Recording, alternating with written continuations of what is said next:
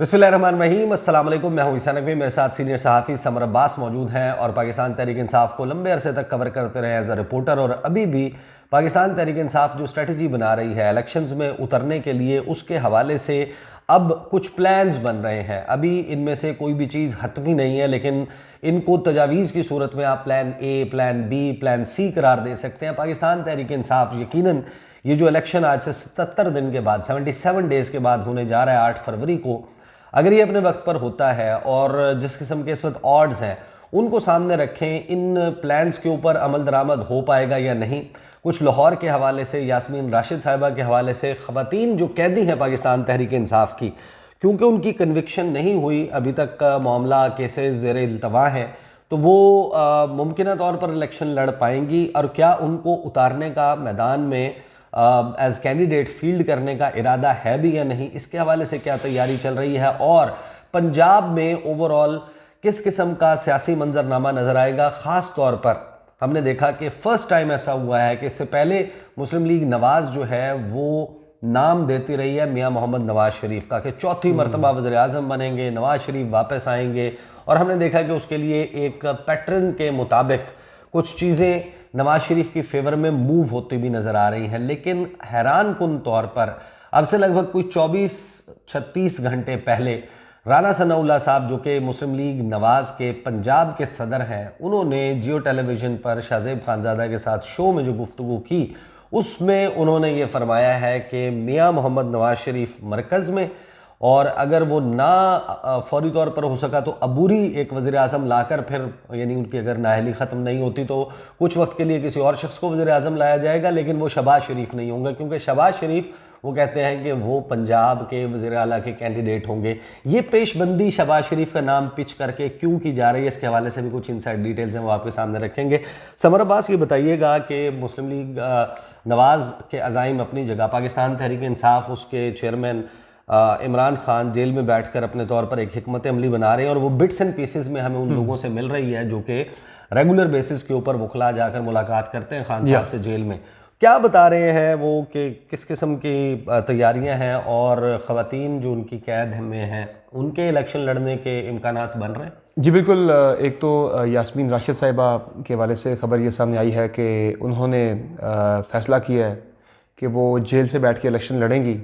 और अमूमन यास्मीन राशिद जो है वो 2013 के इंतखाबात पे तो मियाँ नवाज शरीफ के ख़िलाफ़ इलेक्शन लड़ी थी लाहौर से, और अब यास्मीन राशिद ने ये ऐलान किया कि वो नवाज शरीफ के ख़िलाफ़ भी इलेक्शन लड़ेंगी और मियाँ शहबाज शरीफ के ख़िलाफ़ भी इलेक्शन लड़ेंगी। वो दो हलकों से इलेक्शन लड़ेंगी, एक हल्के में नवाज शरीफ के ख़िलाफ़, एक हल्के में शहबाज शरीफ के ख़िलाफ़, अगर पार्टी उन्हें टिकट देती है दोनों हलकों से। अच्छा, एक तजवीज़ की बात हो रही है, मुख्तलिफ प्लान जब सोचे जा रहे हैं, तो एक तो उसमें इमरान खान दो तरह से सोच रहे हैं कि जिन लोगों ने पार्टी के लिए कुर्बानियाँ दी, देखें ना, ये ख़वातीन जो है पाकिस्तान तहरीक इंसाफ की, जब भी अदालत फ़ैसला देती है 9 मई के वाले से या किसी जो भी इनके ऊपर दिगर केसेस हैं, जलाओ गिराओ या तोड़ फोड़ के, उसमें अदालत ने फ़ैसला देना है जो भी फ़ैसला आता है। लेकिन इनका एक सियासी बैकग्राउंड भी है, और तहरीक इंसाफ के नज़दीक तहरीक इंसाफ इमरान खान तो कहते हैं कि ये हमारे हीरोज़ हैं जनाब, डट के खड़े हो गए। और है भी ये कि तहरीक इंसाफ के कई जो मर्द रहनुमा थे जो भाग गए इंतखाबी मैदान से, क्या वो सियासत से ही तौबा ताइब होकर भाग गए, तो ये ख़वातीन तो अभी तक खड़ी हैं। चलें, उसमें एक चीज़ तो सॉरी मैं आपको रोक रहा हूँ, एक चीज़ तो हमने देखी कि बहुत सारे लोग छोड़ के गए। खान साहब का रिएक्शन डिफरेंट है मुख्तलिफ लोगों के हवाले से। मसलन जो लोग छोड़ के गए उनमें किसी पे उन्होंने अफसोस का इजहार किया, किसी के ऊपर गुस्सा दिखाया। सिर्फ शेर मज़ारी पे खान साहब ने अफसोस का इजहार किया, बाकी एक बंदे के ऊपर भी नहीं। लेकिन अब हैरान कुन तौर पे क्या हुआ, देखिए असद उमर साहब जो हैं वो जिन हालात में छोड़ के गए, ना हमने देखा कि उनको कोई गिरफ्तारी की सऊबत झेलनी पड़ी, ना उनके घर कोई उस किस्म का रेड हुआ। उसके बावजूद असद उमर ने अपने रास्ते जो है वो जुदा कर लिए। अली नवाज अमान के हवाले से पैगाम भिजवाया है खान साहब ने जेल से, और शेर अफजल मरवत ने वो पैगाम सुनाया कि अली नवाज अमान के ऊपर तनकीद ना की जाए, क्योंकि पता है कि वो किन हालात में। खान साहब ने क्या दिया था, खान साहब ने क्या दिया था, ये मैं आपको अली नवाज अमान पे खबर ये दे रहा हूँ कि अली नवाज अमान ने इमरान खान साहब को पैगाम भेजा था और ये ऑफ़र दी थी कि खान साहब मुझे गिरफ़्तारी देने दें, मैं गिरफ़्तारी दे दूँगा तो शायद मेरे साथ वो नहीं होगा जो मुझे गायब करने के बाद मेरे साथ होगा। तो वो खान साहब ने कहा जी आप पार्टी के एडिशनल सेक्रेटरी जनरल हैं, तो इसलिए आपके ऊपर जिम्मेदारियाँ पार्टी की, तो आपको मैं नहीं अलाउ कर सकता कि आप गिरफ़्तारी दें। उन्होंने कहा था जिस तरह से सिंध में हलीम आदिल शेख ने गिरफ़्तारी दी है, वो अदालतों के अंदर अपीयर भी हो रहा है और केसेस भी अपने फेस कर रहा है, जेल भी काट रहा है, लेकिन तो उसके साथ वो मामलात नहीं हो रहे, वो एक फॉर्मल एक कैद काट रहा है। ये जो इनफॉर्मल वाली कैद है ना, ये ज़्यादा सख्त होती है, ज़्यादा बुरी होती है, तो इसमें बड़ा कुछ होता है। तो अली नवाज अमान ने ये ऑफ़र दी थी खान साहब को कि मुझे आप गिरफ्तारी देने दें, बेहतर है कि मैं खुद जाके सरेंडर कर दूँ अदालत के सामने, उसमें जो होगा रिमांड मिलेगा, सारा कुछ होगा, जेल से आगे पीछे सारा कुछ। अगर मुझे उठा लिया जाता है तो वो फिर मुझे फिर पार्टी छोड़ने पे मजबूर किया जाएगा, वो सब कुछ होगा। तो लेकिन खान साहब ने खुद जो कि अली नवाज अमान को मना किया था कि आपने नहीं देनी गिरफ्तारी, तो बाद में वही जो जिस खदशे का इज़हार अली अमान ने किया था वो हो गया, वो उठा लिए गए और फिर बाद में सिर्फ गायब हुए नहीं, सिर्फ गायब नहीं हुए बल्कि तायब भी हो गए उसके बाद तरीके इंसाफ से। तरीन के साथ जो है, तो बिल्कुल वो अलीम ज़बरदस्ती खान के साथ नजर आए। अब वो जरा जेल वाले मामले पे वो जो खवातीन कैदी हैं, सनम जावेद खान के भी कुछ हाँ बिल्कुल बिल्कुल, मैं आपको बता रहा था कि वो इमरान खान तो उनको अपना समझते हैं कि भाई ये मेरे बड़े पार्टी के फेसेस हैं जो रेजिस्टेंस की अलामत बन चुके हैं। हालांकि केसेस उनके ऊपर हैं और वो केसेस अपने का वो ट्रायल का सामना करेंगे, कल को उनकी कन्विक्शन भी हो सकती है इन मामलों के अंदर, जो उन्होंने जिसने किया वो भुगतेगा। लेकिन इसमें जो अहम चीज़ ये है कि इमरान खान साहब के नज़दीक चूँकि ये हीरोज़ हैं पार्टी के, वो कहते हैं कि इन्हें एक तो रिवॉर्ड भी देना है और दूसरा इन लोगों को मैदान में उतार के इनको विंडिकेट भी कराना है पब्लिक से। अब हो ये रहा है कि मियां नवाज शरीफ के खिलाफ सनम जावेद को भी मैदान में उतारने की तैयारी हो रही है। अच्छा, ये बहुत बड़ी, मैं आपको बता रहा हूँ इतला के जो मेरे पास पहुंची है कि पीटीआई कंसिडर कर रही है बड़ा सीरियसली कि यास्मीन राशिद को भी उतारा जा सकता है, लेकिन सनम जावेद का नाम भी चल रहा है कि मियां नवाज शरीफ के खिलाफ सनम जावेद को इलेक्शन लड़वाया जाए जेल से बैठ के। और वो जेल से बैठ के अगर हरा देती है मियां नवाज शरीफ को तो ये नून लीग के लिए कितनी बड़ी चपेट होगी। नहीं लेकिन जाहिर दूसरा है इसमें ये पहलू बहुत अहम है ना कि जब आप किसी ऐसे शख्स को जो कि बिल्कुल ही प्रोफाइल में एक तरफ पाकिस्तान की 40 साल तक सियासत करने वाला, चाहे इस्टेब्लिशमेंट की मदद से, 3-4 मरतबा वज़ीर आज़म, 3 मरतबा वज़ीर आज़म रहने वाला, चौथी मरतबा वज़ीर आज़म का की दौड़ में बिल्कुल होने वाला, भाई की हुकूमत पंजाब के ऊपर स्ट्रॉन्ग होल्ड, तमाम तर जब ऑड्स आपकी फेवर में हो, इदारे आपके साथ हो, मीडिया आपके साथ हो, दीगर सियासी जमातों का साथ हो, और एक अचानक आम पॉलिटिकल वर्कर जिसने कभी जिंदगी में काउंसलर का इलेक्शन नहीं लड़ा, जब उसको पिच कर दिया जाए और उसका तासुर एक रेजिस्टेंस वाला बन चुका हो, तो कितना लोगों को शायद निकालना उसके नाम पे सनम जावेद का इंतखाबी मैदान में उतरना ही नवाज शरीफ के लिए एक बहुत बड़ी मेरे ख्याल से एक चपेड़ होगी, सियासी चपेड़ से मैं कहूँगा वो होगी पीटीआई की तरफ से। एक बहुत, मैं कहता हूँ एक ट्रम्प कार्ड होगा अगर खान साहब ये करते हैं। अभी ये तजवीज़ है गौर, अभी हतमी फैसला नहीं हुआ, चूँकि मियां नवाज शरीफ के खिलाफ इंतखाबात में वो यास्मीन राशिद लड़ती हैं। आज भी उन्होंने बतौर खास से पैगाम इसीलिए शायद जारी किया कि वो उन्हें कहीं से ये भनक लगी है कहीं सनम जावेद को ना उतार दिया जाए मैदान के अंदर। दूसरा, खदीजा शाह के वाले से भी एक तजवीज़ गौर है कि पिंड दादन खान में चूँकि उनका ननिहाल है, फवाद चौधरी वाला जो हल्का है, वहाँ से उन्हें मैदान में उतारा जा सकता है। उनके हवाले से एक टेक्निकलिटी थोड़ी सी आती है कि वो डुअल नेशनल है बिल्कुल, तो उन्हें अपनी दोहरी शरीयत तर्क करना होगी। तर्क करने के बाद वो पिंड दादन खान से इलेक्शन लड़ सकती हैं। फवाद चौधरी वाली दोहरी शरीयत उनको उनके केसेस में कहीं ना कहीं बचा भी सकती है, तो उनके लिए डिसीजन जो है अभी तक तो नहीं बचा सकी, और मुझे लगता भी नहीं है कि इसमें उनकी बचत कोई हो सकेगी। लेकिन यह है कि इलेक्शन में भी इलेक्शन में आने के लिए ज़ाहिर है सज़ा तो जो काटनी थी वो तो काट ली है, अब आगे रिवॉर्ड ही रिवॉर्ड है। जब आप पॉलिटिकल लाइफ के अंदर जब आप उसे देखें तो कल को यही लोग पाकिस्तान तहरीक इंसाफ के मेन फेसेस होंगे।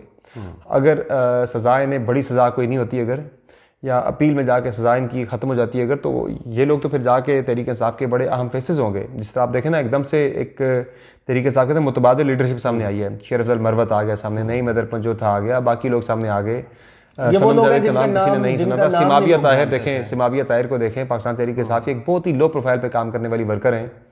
अब वो बन गई है पाकिस्तान तहरीक इंसाफ नॉर्थ पंजाब की प्रेसिडेंट बन गई है। एक बहुत बड़ी मेरे से उनके लिए रिवॉर्ड है। शेर अफजल मरवत कभी उन्होंने यूनियन काउंसिल लेवल पे पार्टी को कभी लीड नहीं किया था, अब वो पार्टी के सीनियर नायब सदर बन गए। अच्छा, मुझे शेर अफजल मरवत के हवाले से मुझे लगता है कि इसमें थोड़ी सी गलती की है तहरीक इंसाफ ने। अच्छा, मुझे एक थोड़ी सी एक टेक्निकल मिस्टेक नज़र आ रही है। तहरीक इंसाफ का चेयरमैन कहाँ है?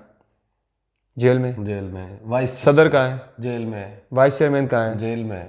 पार्टी का पहला सीनियर नायब सदर फवाद चौधरी कहाँ है? वो भी जेल में है, लेकिन वो इस्तेकाम पाकिस्तान पार्टी। सेक्रेटरी जनरल कहाँ है? हाइडिंग में। सेक्रेटरी जनरल कहाँ है? हाइडिंग में। पहला सेक्रेटरी जनरल असद उमर छोड़ गया। तो जो बड़े होते हैं ना पीटीआई के अंदर, वो ज़रा वल्नरेबल ज़्यादा है गिरफ्तारी के हवाले से। अब तक शेर अफजल मरवत सिर्फ इमरान खान का वकील था, इसलिए बचा हुआ था। अब जब बना दिया ना सीनियर नायब सदर, अब वो पॉलिटिकल प्रोफाइल बन गई। अब वकालत चली गई है पीछे और पार्टी उदा गया आगे। तो मुझे लगता है कि शेर अफजल मरवत आज से वल्नरेबल ज़्यादा हो गए हैं कि उन्हें गिरफ़्तार भी किया जा सकता है, वो भी उठाए जा सकते हैं। और एक तो तहरीक इंसाफ एक बहुत ही लॉयल, एक इंतहाई काबिल एतमाद और काबिल एतबार वकील से भी इमरान खान महरूम हो सकते हैं अगर उन्हें उठा लिया जाता है। और दूसरा, पार्टी के लिए भी ज़रा एक और सेटबैक होगा, नीचे भी बड़ा एक नेगेटिव मैसेज आएगा कि पार्टी का सीनियर नायब सदर भी चुका गया जनाब। तो ये इस तरह से चीज़ें हो सकती हैं। बाकी एक मैं आपके सामने रखना था, जो प्लान्स की बात हो रही थी कि पंजाब में आपने बात की कि अलीम खान वाली आपने बात की। हाँ, केपी को आप मिस कर रहे हैं। ये जो आया केपी के अंदर बड़ा खैबर पख्तूनख्वा पर, चले पहले खैबर पख्तूनख्वा को डिस्कस कर लेते हैं। एक जाहिर है कि स्ट्रेटेजी बनी थी कि तहरीक इंसाफ को किस तरीके से डिसमेंटल करना है, और 9 मई के बाद जो कुछ हुआ उसके फॉलोअप में 7 जून को पहले एक ग्रुप अपेयर हुआ, इस्तेहकाम पाकिस्तान पार्टी, जहांगीर तरीन और अलीम खान का सियासी घोंसला, और उसमें लोगों को इकट्ठा किया गया। और खैबर पख्तूनख्वा के लिए अलहदा से प्लान बना परवेज़ खटक का, पाकिस्तान तहरीक इंसाफ पार्लियामेंटेरियन, उन्होंने भी कोई एक नोटिफिकेशन स्पोक्स पर्सनस के नाम से कुछ 6-7 लोगों को तर्जुमान पार्टी का मुकर्रर किया है। तो खैबर पख्तूनख्वा में तो ऑड्स अभी बिल्कुल ही पीटीआई के लोग तो है ही नहीं वहाँ पे। तो देखें ना, है ही नहीं। अगर आप देखें कि केपी के अंदर पीटीआई की पॉपुलैरिटी का अगर आप लेवल देखें, जो सर्वेज आ रहे हैं उसमें 70% प्लस पे तहरीक इंसाफ जा रही है, 70% प्लस पे तहरीक इंसाफ खड़ी है। बाकी सारी जमातें, हाँ वही दी न्यूज़ अगर उन्हें 69% 70 पे खड़ा कर रहा है तो फिर आप सोचें कि इन एक्चुअल कहाँ पे होगा। इनमें मैं 70% में बहुत कम करके, बहुत मोहतात अंदाजे के मुताबिक भी मैं आपको बता रहा हूँ कि 70% से ऊपर ये तहरीक इंसाफ खैबर पख्तूनख्वा के अंदर। तो परवेज़ खटक वाला एक आइडिया था, लॉन्च किया गया था, लेकिन वो नाकाम हो गया, बहुत बुरी तरह से पिट गया है। वो कोई भी लोग जो हैं वो उसमें पार्टी में जाने को तैयार नहीं है। अब उस सारी चीज़ों को भांपते हुए जो गे भी हैं खटक साहब की पार्टी के अंदर, खटक साहब का अपना मुझे हल्का जीतना बहुत मुश्किल दिखाई दे रहा है नौशेरा के अंदर से, क्योंकि नौशेरा से रिसेंटली जो ख़ानदान शामिल हुआ पीपल्स पार्टी छोड़ के, साबिक एमएनए तहरीक इंसाफ के अंदर शामिल हुए, वो बड़े तगड़े हैं वहाँ से। अच्छा, अब वो जो शाह फैमिली है, हो ये रहा है कि खटक साहब ने खुद ही एक प्लान बना लिया है कि उनके जो लोग पीटीआई के अंदर मौजूद थे, उनके जो इन्फ्लुएंस में एमएनएस थे या एमपीएस थे, उनको खटक साहब ने कह दिया कि आप वहीं रुक जाएं, मत शामिल हो मेरी पार्टी के अंदर, आप वहीं रुक जाएं पीटीआई के अंदर, आप वहीं से इलेक्शन कॉन्टेस्ट करें, पीटीआई के टिकट पर इलेक्शन लड़ें, आप बल्ले के इंतखाबी निशान के ऊपर आप इलेक्शन लड़ें, बाद में आपने फॉरवर्ड ब्लॉक बना के आपने आ जाना है मेरे साथ। तो अब ये बंदे जो हैं, ये तहरीक इंसाफ के, ये ख़बर मुझे पीटीआई के खैबर पख्तूनख्वा के एक ओहदेदार ने आज से 3-4 रोज़ पहले दी है। उन्होंने कहा जी कि समर भाई, मुझे ये पता चला है कि ये होने लगा है, और मुझे ये खटक साहब की ही ग्रुप में से एक बंदा, जो कि यानी कि उनके ग्रुप का बंदा है, वो पीटीआई के अंदर बैठा हुआ है, कहा जी वो इमरान खान का सिंपथाइज़र है बंदा, उसने मुझे यानी कि नाम ज़ाहिर ना करने की शर्त पे उसने कहा जी मुझे बताया गया, तो मुझे ये पता लगा है, तो मैं ये पैगाम देने आया हूँ। तो मैंने खान साहब को भी ये पैगाम भेजा है कि खान साहब ज़रा होशियार रहिएगा, बंदे देखभाल के टिकट दीजिएगा खैबर पख्तूनख्वा के अंदर, कि कहीं ऐसे वो लोगों को टिकट ना दे दीजिएगा कि जो आपको लगे को वो है तहरीक इंसाफ के, कल को वो डिलीवर हो जाएंगे सारे के सारे फॉरवर्ड ब्लॉक बना के परवेज़ खटक को। तो खटक साहब जो इतने मुतमईन होकर बैठे हुए हैं ना, इतने बुरे हालात के बावजूद, मैंने इस्लामाबाद में भी आपको पता है कि ड्राइंग रूम्स में इस वक्त जो है वो सियासत डिस्कस हो रही है, सियासी ड्राइंग रूम्स आबाद हैं, सुबह दोपहर शाम इकट्ठ हो रहे होते हैं मुख्तलिफ सियासतदानों के। वहाँ पर भी ये बात बड़ी शद्दोमद के साथ चल रही है कि मुमकिन तौर पर अगर इफ़ एट ऑल 8 फरवरी को इसी तरीके से इलेक्शन होना है और बल्ले का निशान भी होना है, और बल्ले का निशान उसकी पॉपुलैरिटी को सामने रखते हुए उसका वोटर उसको तोड़ना, खास तौर पर केपी जैसी पॉकेट्स में मुश्किल, बहुत मुश्किल, नेक्स्ट टू इम्पॉसिबल है ना, एक हल्के में क्लोज टू इम्पॉसिबल है। तो उस सूरत में वहाँ पर ऐसे कैंडिडेट्स को आने दिया जाए, लड़ने दिया जाए, जीतने दिया जाए, जो बाद में फॉरवर्ड ब्लॉक बनाकर पैट्रियट्स जिस तरह मैंने कही उस तरह का बनाकर शामिल हो जाए। ये डूएबल है भी, ये समझ में भी आती है ये बात, लॉजिकली भी ये पॉसिबल है। देखिए ना, एक हल्के के अंदर आप 1 लाख लोगों की आप, लेकिन वो लोग अपने हल्कों में कैसे जा सकेंगे फिर अगर वो बल्ले के निशान पर? सर एक मतलब 5 साल के लिए जीत गए, बाद में किसने परवाह करनी है? ये सोच तो यही है कि एक मरतबा जीत जाए 5 साल के लिए, बाद में किसने परवाह करनी है? एक हल्के में सोच अब यही है ना, जो स्ट्रैटेजी की आप बात करें, स्ट्रैटेजी यही है, और ये डूएबल नज़र भी आ रही है, ये लॉजिकली समझ भी आती है कि एक हल्के के अंदर आप 1 लाख या 1.5 लाख लोगों को आप मैनेज नहीं कर सकते, आप उनकी राय नहीं बदल सकते, आप उन्हें नहीं तोड़ सकते। एक बंदे को आप मैनेज कर सकते हैं, जो उनका यानी कि नुमाइंदा उनके टिकट पे जीत के आता है, उसे आप तोड़ भी सकते हैं, उससे आप मरोड़ भी सकते हैं, खरीद भी उसकी आप राय भी बदल सकते हैं, खरीद भी सकते हैं, सब कुछ हो सकता है।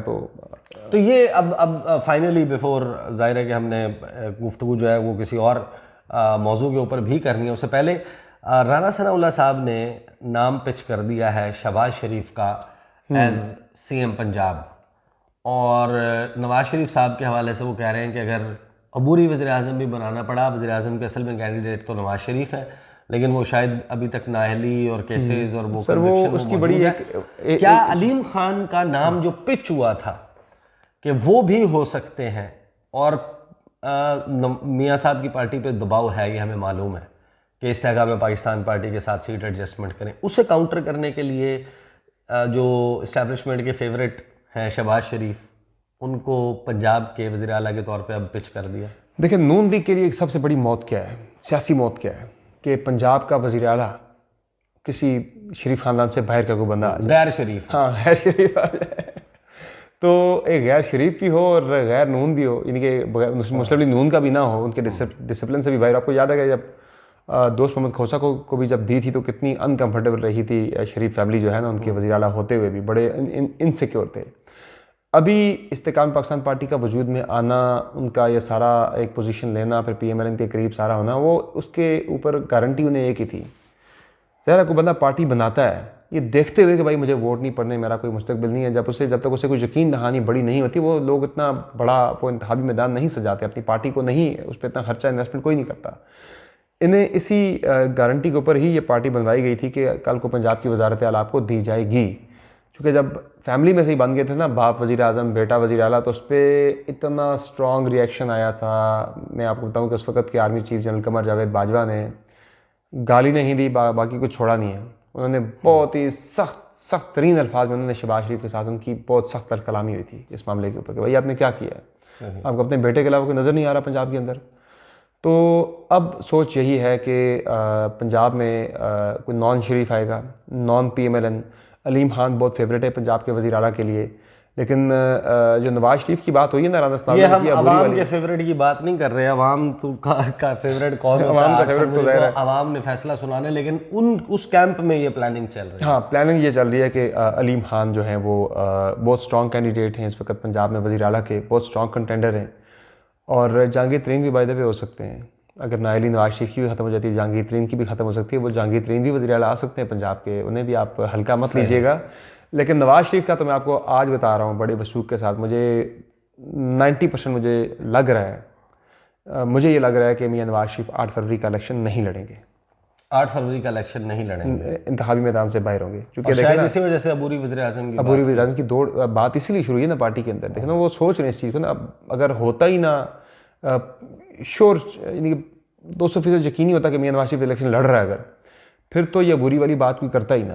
पीपल्स पार्टी बात कर रही है किसी अबूरी की, PTI बात कर रही है किसी अबूरी, कोई नहीं कर रहा। अबूरी की बात सिर्फ नून लीग कर रही है। क्योंकि मैं आपको बता रहा हूँ ना, मैं आपको सामने टाइम लाइन रखता हूँ, मैं आपको बताता हूँ कि कैसे नवाज शरीफ नहीं लड़ेगा इलेक्शन। 27 नवंबर को नवाज शरीफ की एवन फील्ड में अपील लगी हुई है। इस पर एक हफ़्ता भी अगर लगता है इसे डिसाइड होने में, कब जाके ये 27 नवंबर के बाद जाके डिसाइड होती है, मसलन दिसंबर के पहले हफ्ते में जाकर डिसाइड होती है। उसके बाद जाके लगेगी इनकी अल अज़ीज़िया में, दोनों को अलग अलग कर दिया, एक साथ नहीं सुनी जाएंगी, अलग अलग होंगी।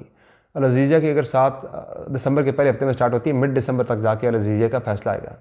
अब फैसला हाई कोर्ट से आने के बाद उस फैसले यानी वो जो जजमेंट होती है वो फाइनलिटी अटेन करती है उसके 1 महीने बाद। क्योंकि फैसला आने के 1 महीने तक नैब के पास टाइम होगा कि नैब सुप्रीम कोर्ट ऑफ पाकिस्तान ने अपील करे। सही, ये अलग बात है नैब ने करनी नहीं है, लेकिन वो 30 दिन का टाइम जो है ना, उस जजमेंट के फाइनलिटी अटेन करने के लिए 30 दिन का टाइम लाजमन रिक्वायर्ड होता है।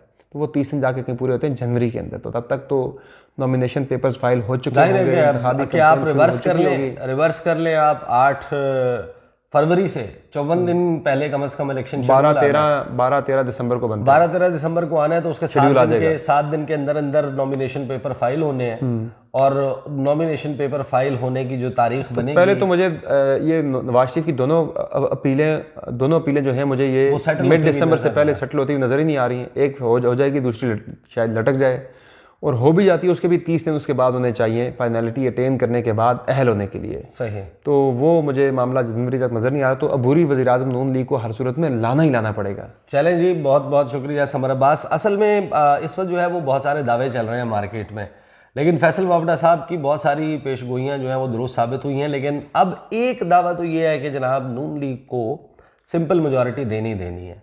लेकिन फैसल वावड़ा साहब दावा ये करते हैं कि आज़ाद उम्मीदवार अचानक यकायक आ जाएंगे, वो जीत जाएंगे और हुकूमत का नक्शा कुछ यूँ होगा कि पीटीआई भी नहीं होगी, उसमें पीपल्स पार्टी भी नहीं होगी, बाकी जितने भी हैं वो सब मिलकर हुकूमत बनाएंगे। नवाज शरीफ साहब अभी तक तो हर मामले पर सरेंडर करते आ रहे हैं और पंजाब में भी काफली के साथ अनाउंस कर दी है। इस जगह में पाकिस्तान पार्टी के साथ रोमांस का फ्लर्ट का आगाज़ हो गया है। बलूचिस्तान में वो जाकर दौरा करके ओके कर आए हैं। MQM के साथ जो है वो किन किन हलकों पर होगी वो आपकी वीडियो लंबी हो जाएगी। मैं एक छोटी सी चीज़ बड़ी ज़रूरी है, एक बड़ी इंटरेस्टिंग एक टाइम लाइन में आपके सामने रखता हूँ। सीक्वेंस, नवाज शरीफ शायद वो अनाओं की तस्कीन की बात चल रही है कि वो अपनी ना अना की तस्कीन चाहते हैं, अपनी ईगो को, हाँ ईगो मसाजिंग चाहते हैं कि भाई उन्हें हटाया गया था, वो दोबारा इस कुर्सी पे बैठना चाह रहे हैं, दोबारा मरतबा बैठा दें। सीक्वेंस वही है भाईजान, सीक्वेंस वही है सारा। वो होती है ना इंजीनियरिंग, आपने सुना है ना, एक होती है सियासी इंजीनियरिंग, आपने सुनी है। हर इंजीनियरिंग के साथ एक रिवर्स इंजीनियरिंग भी जुड़ी होती है कि किसी ने मोबाइल बनाया, दूसरे मुल्क ने मोबाइल देखा, सारी रिवर्स इंजीनियरिंग करके उसने इसी तरह का एक और मोबाइल बना लिया। तो सियासत के अंदर भी जहाँ इंजीनियरिंग होती है ना, वहाँ रिवर्स इंजीनियरिंग भी कभी कभार शुरू हो जाती है, उसी पैटर्न पे होती है। तो मुझे बड़ी इंटरेस्टिंग लगी है ये चीज़ कि नून लीग कहती है कि हमारे साथ इंजीनियरिंग हुई 2018 में, उसी बिल्कुल एज इट इज़ वो चीज़ें रिवर्स हो रही हैं, उसी सीक्वेंस के अंदर रिवर्स हो रही हैं। आपको याद है सबसे पहले बंदे नून लीग के कहाँ से टूटे थे? बलूचिस्तान से। सबसे पहले वापस अब कहाँ से आए? बलूचिस्तान से। दूसरे नंबर पे नून लीग से बंदे कहाँ से टूटे थे? साउथ पंजाब से। मैं आपको खबर दे रहा हूँ कि दूसरे मरहले में नून लीग के अंदर जो बड़ी शमूलियतें होने वाली हैं वो जनूबी पंजाब से होने वाली हैं। शायद खुसरो बख्तियार लेड जो जनूबी पंजाब इत्तेहाद था वो सारा वापस आ रहा है, नून लीग के अंदर आने वाला है। अच्छा, वही सीक्वेंस वही है, पहले बलूचिस्तान, दूसरे नंबर पर जनूबी पंजाब, तीसरी मैं आपको यहाँ पे मास्टर जी बताता हूँ कि 2018 के इलेक्शन से एक साल पहले मियाँ नवाज शरीफ नाअहल, 2024 के इलेक्शन से एक साल पहले इमरान खान नाअहल।